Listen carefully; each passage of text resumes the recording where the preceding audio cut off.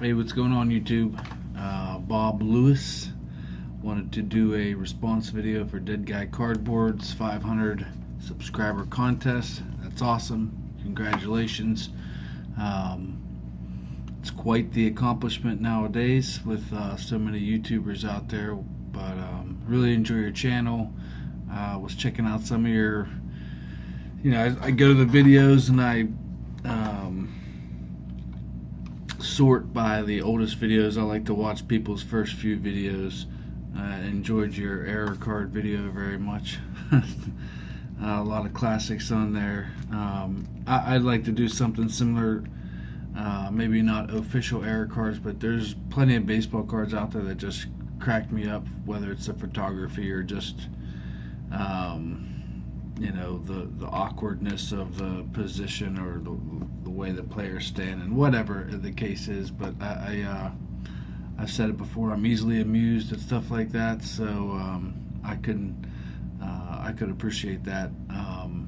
So he wanted to know how we got started in the hobby, and he kind of followed that up with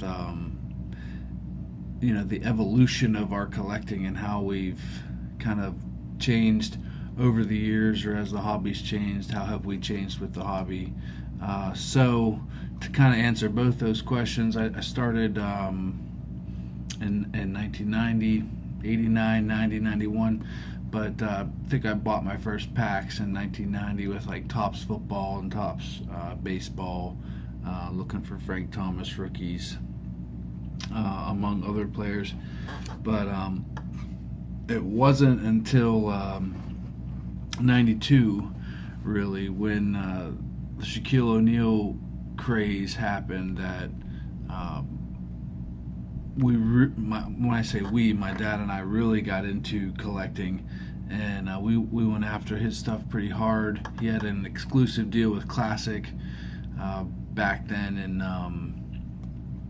and we got a lot of his LSU stuff from his Classic days in college. Just gobs and gobs of them, really. But it was a blast. It really was. He was something special. I never played really basketball ever.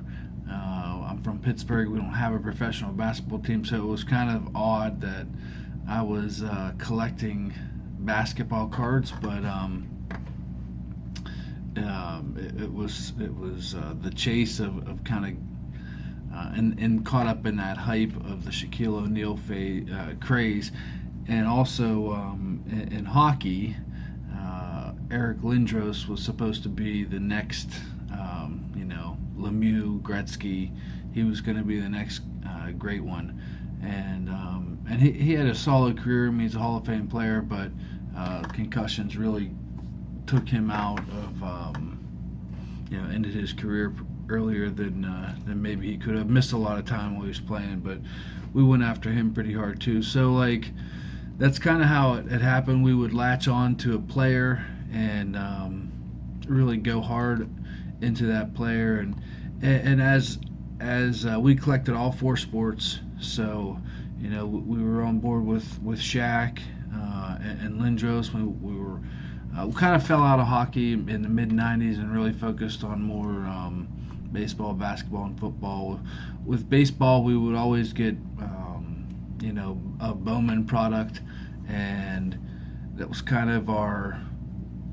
We knew going into it we would open up this product and not really know a lot of the people in it, and then go back years later or however long later, and you'd have some standouts that are now prospect cards then that are stars now. We've done that a number of times with Bowman, and we kind of. So to talk about our evolution as far as baseball, like that's where it was. You can't. In the '90s, there were so many products. You couldn't collect them all as much as we'd like to. You just couldn't. We'd end up getting some high-end stuff here and there, some like Leaf signature stuff, but really it was we stuck to rookies in baseball and football. Mid '90s was Terrell Davis and Moss and Peyton Manning. We big in '98 with that stuff. Really, and again, just the base stuff, a little high end. We would get some SP Authentic or SP Signature series in '99 with McNabb and Culpepper and Ricky Williams. Basketball, big on Kobe Bryant. When Shaq went to the Lakers, that was big. We were big Kobe fans too. Of course, Jordan. Always looking for him. Kevin Garnett, Grant Hill, Jason Kidd.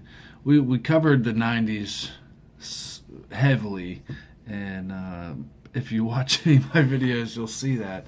So around 2000, I go to college, and I would say I never really completely got out of the hobby. I in 2001, well, once Brady started winning the Super Bowls, I went back and looked in essentially my common box of SP Authentic, and I had a Brady rookie, and I still have it. Hasn't made an appearance in a video yet, but it will at some point.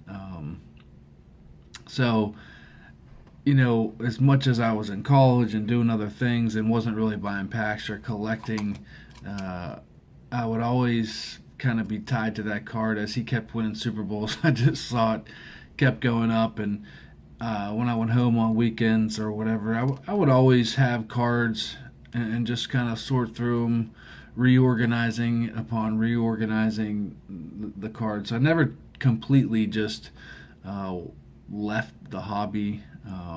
Then you get married and have kids later on in life, and you're working. It's tough to kind of balance it all. But today, when I kind of got into watching YouTube videos a couple years ago and seeing, and I knew about PSA, but that seemed to be, my collection is what it is. I add very few new stuff, like new product to my collection today. If I could say my focus moving forward would be, Hall of Fame rookies, kind of filling in some of the gaps of cards that I didn't have as a kid that I can afford now, of key rookie cards, and getting stuff graded. Just recently did my first PSA submission, so look forward to that phase of in the evolution of my collecting, kind of getting stuff graded, and it is still a hobby and it's still fun for me, but I can't help looking at it as some sort of an investment for future. I've got 2 kids. I think collecting will always be some part of what I do and as a hobby, but I can't hold on to everything. So I see that's kind of in the future where my collection is going. So that, in a nutshell, I could go on, but don't want to keep this video under 10 minutes. So I do appreciate the contest and the opportunity to submit a video. Thanks for watching. Again, congratulations on 500 subs. That's awesome, and best of luck moving forward. I'll talk to you guys next time. Thanks for watching. Bye.